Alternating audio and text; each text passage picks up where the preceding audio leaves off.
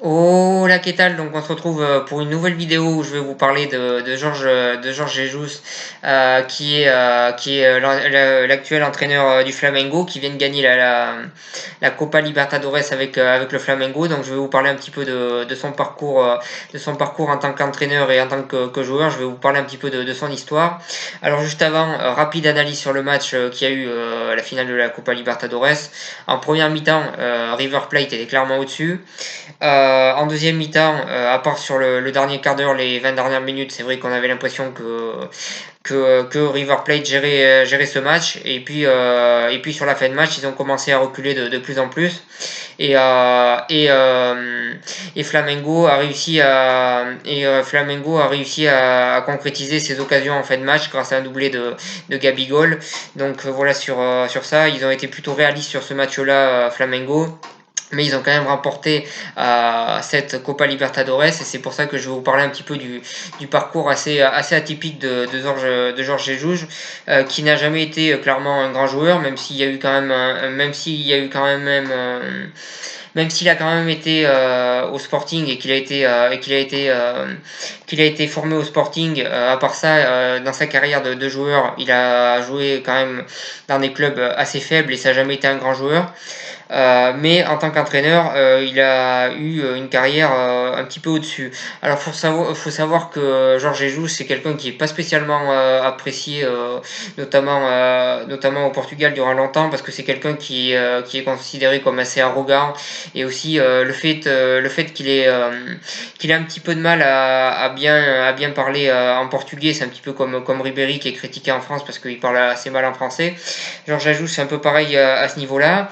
Et aussi, il est un petit peu arrogant du fait que quand il est entraîneur d'une équipe, il veut toujours tout gagner. Et des fois, il le dit et ça se passe pas. Donc forcément, on le considère un petit peu comme arrogant. Donc voilà, c'est pas forcément quelqu'un qui a une super image, mais ça n'empêche que c'est quand même un bon entraîneur, et qu'il a quand même un sacré palmarès. Donc voilà sur ça. Il faut savoir aussi que quand il était au Portugal, il a toujours dit qu'il voulait réussir à l'étranger.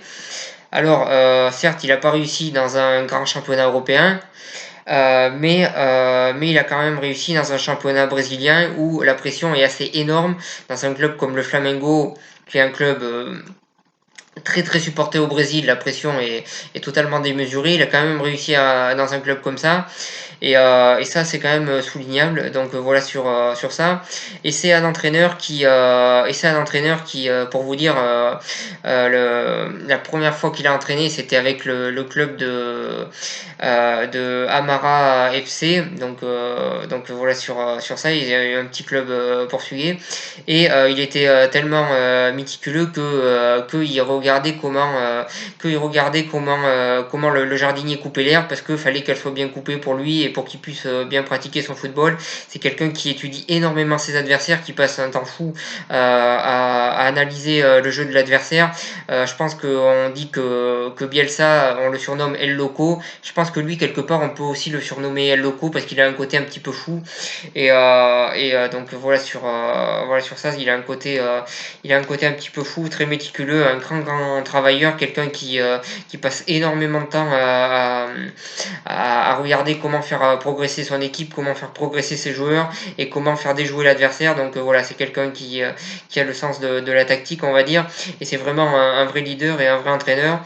Donc voilà, après je vous dis pas que je suis un fan du personnage, mais je vous dis un petit peu ses caractéristiques.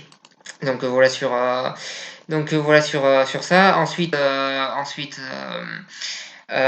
donc c'est un entraîneur qui a commencé donc dans des clubs assez faibles, euh, et qui est petit à petit progressé en club. Donc voilà sur ça. Donc pour en revenir un petit peu sur sa carrière d'entraîneur, donc je peux vous parler des clubs un petit peu faibles qu'il a joué, mais notamment quand il est arrivé au Belenenses en 2006. C'était un club qui n'avait pas joué depuis longtemps les compétitions européennes. Il a réussi à les qualifier. Donc déjà, ça c'était un exploit. Ensuite, il a été à Braga, où ça s'est quand même plutôt bien passé. Et ensuite, il a été 6 ans au Benfica, où il s'est clairement révélé, où il a quand même gagné 3 championnats du Portugal. Donc déjà, c'est quand même pas mal. et où il s'est clairement révélé.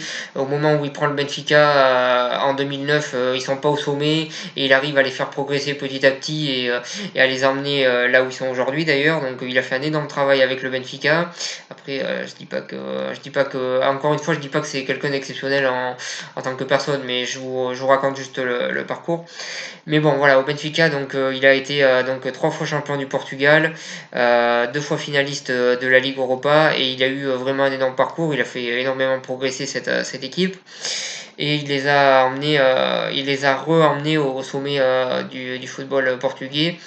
Donc voilà sur ça. Ensuite, il a signé au Sporting, dans le club rival. Après, il faut savoir que c'est quelqu'un qui, même s'il est passé 6 ans au Benfica, il a toujours été considéré comme un sportingiste pour la plupart des gens. Donc ensuite, il a signé dans le club rival, donc au Sporting, où il a passé 3 ans.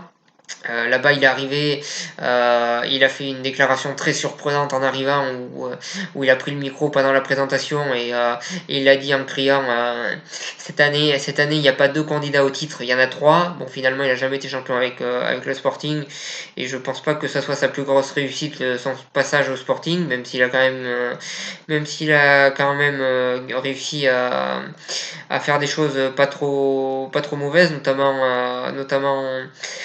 au niveau de la Ligue Europa. Il a quand même réussi à leur faire gagner une Coupe de la Ligue qui n'est pas non plus un grand trophée, mais bon, il y a eu quand même des choses, mais ça a quand même été compliqué au Sporting, ça n'a pas été une grande réussite, on s'attendait forcément à mieux, même s'il a réussi à les faire finir deuxième lors de la première saison. On pouvait quand même s'attendre à mieux au Sporting et ça n'a quand même pas été une grande réussite. Ensuite, il a eu un court passage dans un club asiatique, Al-Ali. Donc voilà sur ça, un club que je connais pas, donc on va passer parce que là, pour le coup, j'y connais rien. Et ensuite, il a été à Flamengo, donc depuis le début de la saison. Et il a, enfin depuis le début de l'année 2019, il a clairement révolutionné un petit peu cette équipe.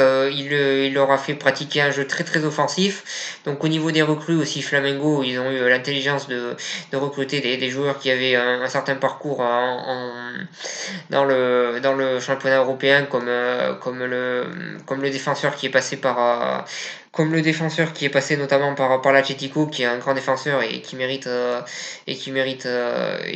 largement qu'on dise que c'est un grand défenseur, comme notamment Gabigol, qui n'a pas eu un grand parcours en Europe, mais qui quand même est un joueur important du Flamengo et qui est un joueur d'expérience. Donc voilà, il y a quand même des joueurs d'expérience dans cette équipe du Flamengo. Il y a également des jeunes joueurs. Donc c'est un mélange assez intelligent, je pense, de la part des personnes qui s'occupent du recrutement au Flamengo. Et lui, il a réussi à leur faire pratiquer un football très offensif. Alors certes, défensivement, il y a des choses tout n'est pas parfait, c'est un jeu qui est tellement offensif, il se procure tellement d'occasions dans un match. Je parle pas de la finale de la Copa Libertadores, je parle en général. C'est une équipe qui se procure tellement d'occasions offensivement que même défensivement on peut oublier leurs défauts. Il a quand même réussi à révolutionner un petit peu cette équipe. C'était une équipe qui avait pas gagné cette Copa Libertadores depuis 38 ans. Il a réussi à les rendre champions, donc voilà, je pense que ça méritait un petit portrait parce que c'est pas forcément quelqu'un qu'on connaît en France. Donc j'avais envie d'en parler et j'espère que vous avez apprécié cette vidéo. Si c'est le cas, n'hésitez pas à la partager et à en parler autour de vous. Moi je vous remercie de m'avoir suivi et je vous souhaite une bonne continuation.